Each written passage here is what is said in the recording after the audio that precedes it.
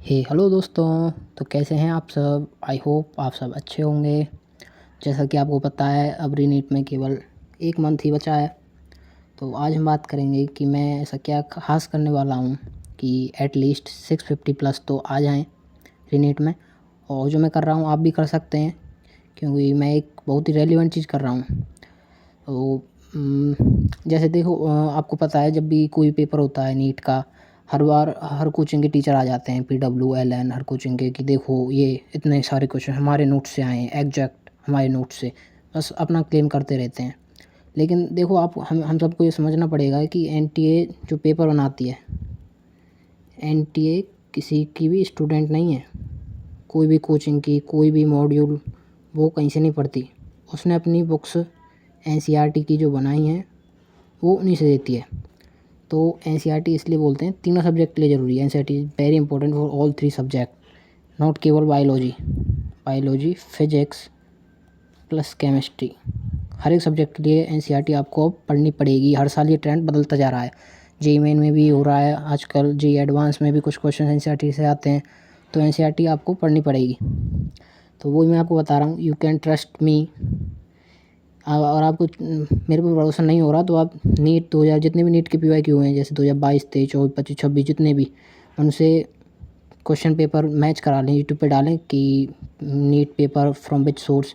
आपको exact question NCERT से मिल जाएंगे। हालांकि यहाँ तक कि 2025 का जो पेपर हुआ था इतना टफ, उसमें से भी काफ़ी सारे क्वेश्चन NCERT के बैक एक्सरसाइज में थे।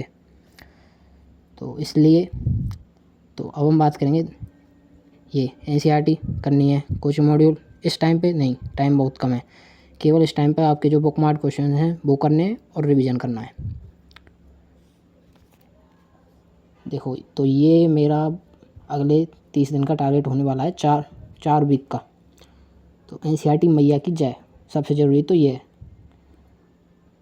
इसके अलावा फर्स्ट वीक में देखो मैं क्या करने वाला हूँ। फर्स्ट वीक में ये जो फिजिक्स की NCERT पार्ट 1 है, मैकेनिक्स है जो, तो उसके जो बैक एक्सरसाइज के जितने भी क्वेश्चन हैं, काइनेमेटिक्स 1D के, 2D के, NLM के, WPE के, ग्रेविटेशन के, रोटेशन के, आप उठा के देखना। इनके इतने कॉन्सेप्चुअल क्वेश्चंस दे रखे हैं इनके पीछे बैक एक्सरसाइज में, जो डायरेक्ट JEE मेंस में आते हैं। अब तक नीट में काफ़ी बार नहीं पूछे गए, तो बहुत अच्छे क्वेश्चंस हैं, इनको आप कर सकते हैं।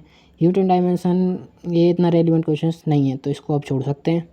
इसके अलावा पार्ट 2 जो 11th के NCERT का है, उसमें से ये चैप्टर्स इंपॉर्टेंट हैं, इनको करूँगा मैं। तो ये इनके बैक एक्सरसाइज में जो क्वेश्चंस हैं वो रेलिवेंट नहीं है। तो ये thermal physics, KTG and solids, इसको आप कर सकते हैं। और ये मेरा टारगेट है, ये जो अब फर्स्ट वीक रहेगा इसमें 5 मॉक टेस्ट एटलीस्ट मैं दे दूँ। इसके बाद सेकेंड वीक में फिजिकल 11th की फिजिकल केमिस्ट्री जो है वो मेरा टारगेट है।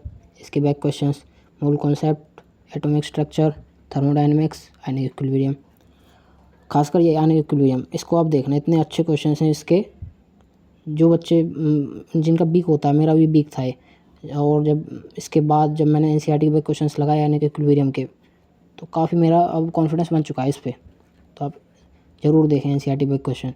इसके अलावा 12th की फिजिक्स, फिजिकल केमिस्ट्री में ये 3 चैप्टर्स हैं मेन, तो इनकी भी NCERT के क्वेश्चन करने, प्लस इनके लिए एक बहुत ज़रूरी है, इनकी थ्योरी ज़रूर पढ़ के जाना। लिक्विड सॉल्यूशंस में जो टेबल्स वगैरह दे रखी हैं, इलेक्ट्रोकेमिस्ट्री में जो थ्योरी है, इन केमिकल काइनेटिक्स में जो मेनली ग्राफ्स हैं, ग्राफ्स और ऑर्डर वगैरह जो भी NCERT में दे रखा है वो सब ज़रूर पढ़ें, बहुत ज़रूरी है इसकी थ्योरी, यहाँ से डायरेक्ट क्वेश्चन आते हैं। इसके अलावा 12th की फिजिक्स का पार्ट 1, इसमें से ये चैप्टर्स इंपॉर्टेंट हैं बस। कैपेसिटर्स और करंट इलेक्ट्रिसिटी ये तो मस्ट हैं, ये ज़रूर करने हैं इनके बैक क्वेश्चंस, बहुत कॉन्सेप्चुअल क्वेश्चंस हैं। इसके अलावा ये 2 EM वेव्स और अपने ये भी आप कर सकते हैं, EMI और AC। और सेकंड वीक में भी यही प्लान है मेरा, 5 मॉक टेस्ट एटलीस्ट दे दूँ। इसके बाद थर्ड वीक आता है। थर्ड वीक में 12th की फिजिक्स का पार्ट 2 जो बच गया था, उसमें मेनली रे ऑप्टिक्स है, तो इसके भी जो ऑप्टिकल इंस्ट्रूमेंट वाला पार्ट है वो बहुत इंपॉर्टेंट है NCERT से, इसको जरूर पढ़ के जाना। इसके अलावा वेव ऑप्टिक्स, इससे तो इसके बैक एक्सरसाइज में जो एक क्वेश्चन है, क्वेश्चन नंबर शायद 4 है, वो डायरेक्ट नहीं 2026 में आया था क्वेश्चन, अब देख सकते हैं, वो इंटेंसिटी वाला था, KY4 वगैरह कुछ। इसके अलावा ये बचते हैं मॉडर्न फिजिक्स और सेमीकंडक्टर, तो इनके भी बैक क्वेश्चंस करें और इनकी थ्योरी ज़रूर पढ़ें, ये बहुत ज़रूरी है। हर साल इनकी थ्योरी में से असर्शन रीजन वगैरह स्टेटमेंट बेस्ड आते हैं। 2026 में भी काफ़ी सारे स्टेटमेंट बेस्ड मॉडल फिजिक्स में से आए थे। इसके बाद एनसीईआरटी की एग्जाम्पल, ये कि मैं केवल फिजिक्स में ही करने जा रहा हूँ, क्योंकि जब भी पेपर टफ बनता है तो फिजिक्स से ही मेनली बनाते हैं। तो मैंने एग्जाम्पल बेस्ड तो की नहीं है, बट फिजिक्स की मैं करूँगा, केमिस्ट्री और बायोलॉजी की तो नहीं कर रहा, इतना टाइम अब नहीं बचा। तो फिजिक्स में एग्जाम्पल इसके ओनली एमसीक्यूज जो हैं, तो ये बहुत करने लायक हैं, आप कर सकते हैं।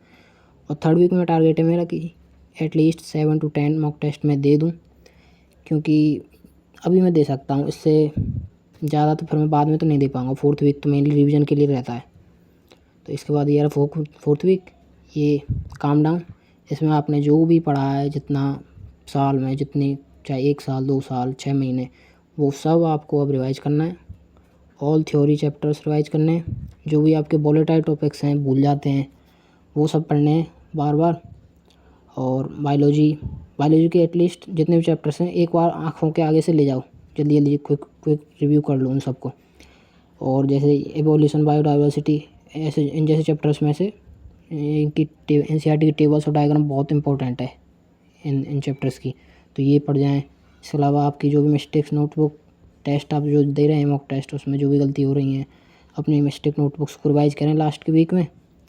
और लास्ट वीक में टाइम मॉक टेस्ट तो मैं कम ही दूँगा, मेनली रिवीजन फोकस ज़्यादा रखना है। तो मॉक टेस्ट 5 टारगेट है मेरा। तो ये रोड मैप है अगले 30 दिन का, आप भी इस पर ट्रस्ट कर सकते हैं। और इस टाइम पे ये ही रेलिवेंट है। एनसीईआरटी पर ट्रस्ट करें, एनसीईआरटी मैया पर ट्रस्ट करें, और देखना अच्छा हुआ। तो मैं भी इसी होप के साथ लग रहा हूँ। मिलेंगे आप सबसे, अब तो नीट के बाद ही मिलेंगे, उसके बाद ही वीडियो आएगी। ठीक है गाइज, चलो बाय।